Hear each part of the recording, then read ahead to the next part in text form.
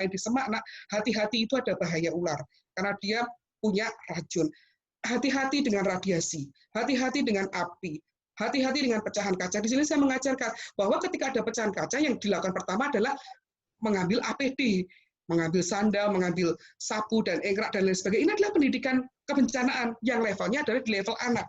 Sehingga nanti pada waktu dia bekerja misalnya di perusahaan, sebagaimana pengalaman saya dahulu, ketika terjadi tumpahan bahan kimia, dia refleksnya adalah tidak mengambil tisu, tidak mengambil macun, tidak mengambil kain, langsung dilapkan. Karena apa? Akan terjadi exposure, akan terjadi skin absorption dari bahan kimia itu ke dalam kulit mereka, dan itu berbahaya.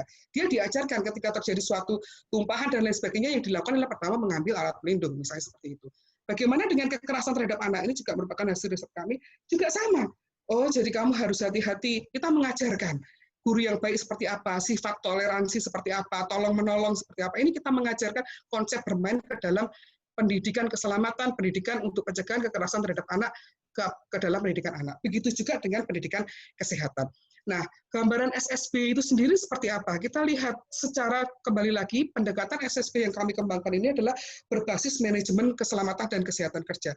Sehingga kita akan berbicaranya lebih komprehensif. Yang salah satunya adalah dimulai dari komitmen. Perlunya lagi nih Bu Evi yang saya mau. Siap. Perlunya suatu kebijakan, perencanaan, penganggaran, sistem pelaporan, gugus tugas, itu kita masukkan ke dalam poin penting atau variabel penting di dalam pembangunan sekolah selamat siaga bencana. Dan juga pasti ada infrastruktur yang meliputi apa saja, gedung sekolah, fasilitas komunikasi termasuk hazard communication yang ada di sekolah, fasilitas evakuasi, kemudian kurikulum, bahan ajar, alat evaluasi, paparan informasi, kesiapsiagaan SOP apa saja yang harus kita miliki. Dan di sini yang penting juga adalah kekhususan pada anak itu dia punya SOP reunifikasi. Reunifikasi adalah pengembalian anak ke keluarganya. Ketika terjadi bencana, anak kita evakuasikan, bagaimana sekolah untuk bisa how to make sure sekolah itu bisa mengembalikan anak dengan safe kepada orang tuanya. Itu menggunakan SOP reunifikasi. Bagaimana tidak asal memulangkan ketika terjadi bencana, itu kan terjadi overcrowded. Bisa saja di situ ada terjadi tindakan penculikan anak dan lain sebagainya. Itu kita sudah bisa antisipasi melalui SOP yang ada dan minimal SOP yang ada di sekolah selamat siaga bencana, termasuk kemitraan dan sistem pengawasan, baik itu internal ataupun yang sifatnya partisipatif. Di sini sangat mudah sekali, sehingga nanti kita bisa akses sekolahan kita ini, apakah level sekolah saya ini sudah hijau, atau masih kuning, atau masih merah, sehingga perlu perbaikan apa, kita bisa mengikuti timeline pada guidelines yang ada di sekolah selamat siaga bencana ini. Jadi tahun pertama apanya dulu nih yang harus saya perbaiki nih? Karena kalau semuanya diperbaiki, ya dia kapasitasnya kan terbatas. Jadi kita berikan timeline-nya juga. Oh, tahun pertama ini nih yang bisa Anda lakukan. Oh, tahun kedua, tahun ketiga, sehingga sekolah itu lebih sistematis untuk mencapai continuous improvement. Oke, ini penampilan dari sekolah selamat siaga bencana. Ini bisa diakses di Play Store karena memang kita berbasisnya Android. Dan di sini kita nanti lihat, oh, jadi sekolah bisa lihat pada klausul atau indikator yang mana sekolah saya yang masih merah. Sekolah-sekolah swasta, kemarin kita uji cobakan pada 260 sekolah di Provinsi Jawa Tengah, itu ternyata malah sekolah-sekolah yang bagus itu dia kemitraannya rendah.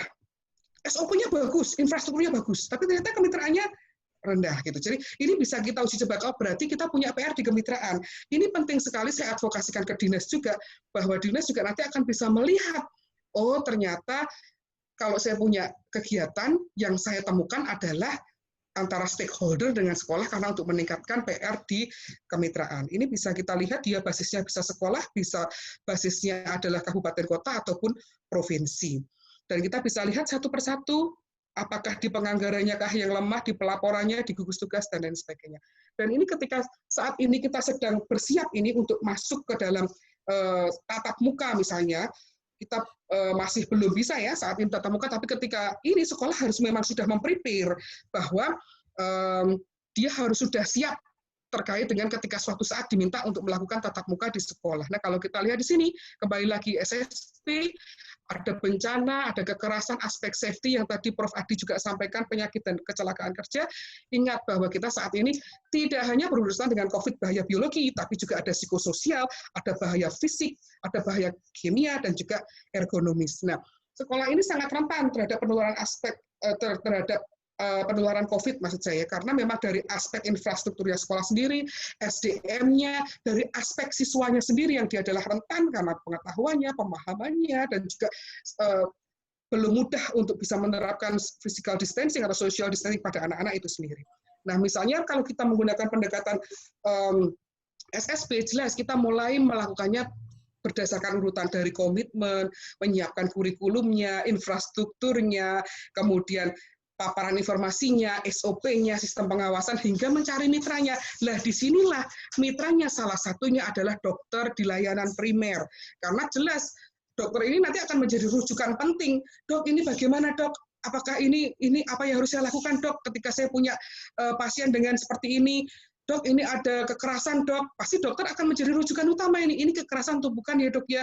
Gimana yang harus dilakukan? Karena ini anak mengalami gatal di genital, kok kelakuannya berbeda, jalannya berbeda, dokter akan menjadi rujukan, dan dokter harus memiliki sense ya bahwa dia harus pro terkait dengan perlindungan anak itu sendiri karena dia masuk di dalam aspek keselamatan terhadap anak.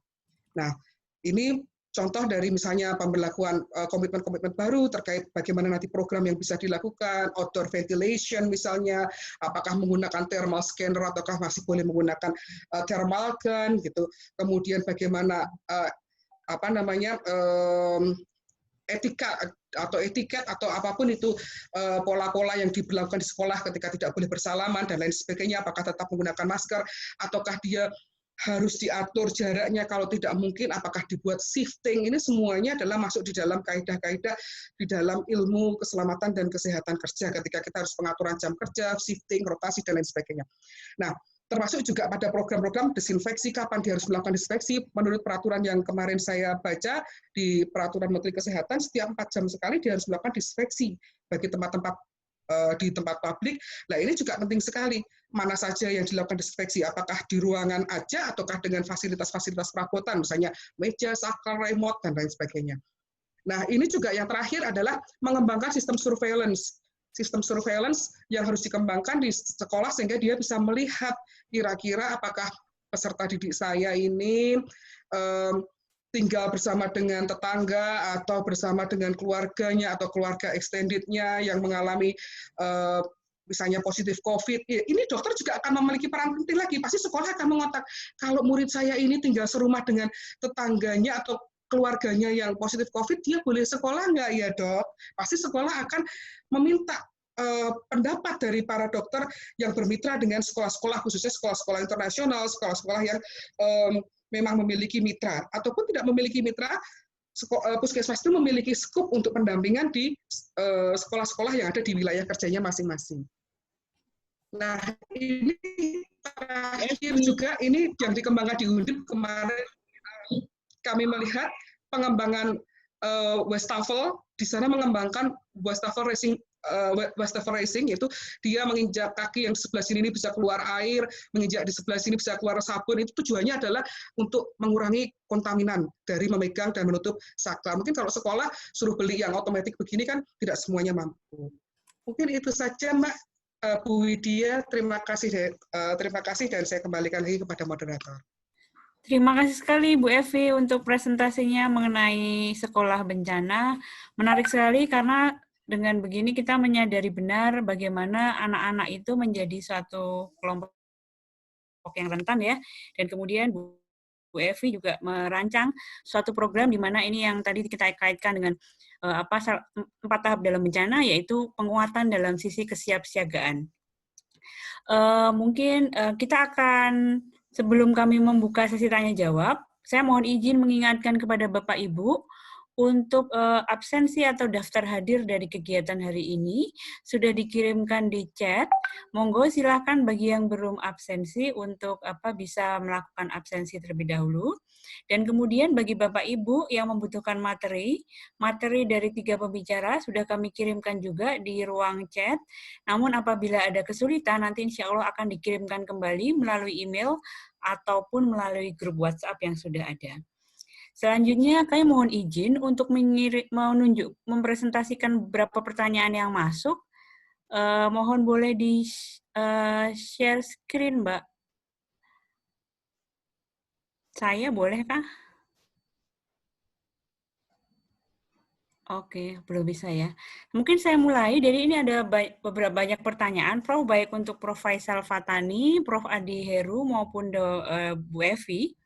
Sebenarnya kami bermaksud ingin menayangkan soal pertanyaan yang ditujukan kepada Prof. Faisal khususnya.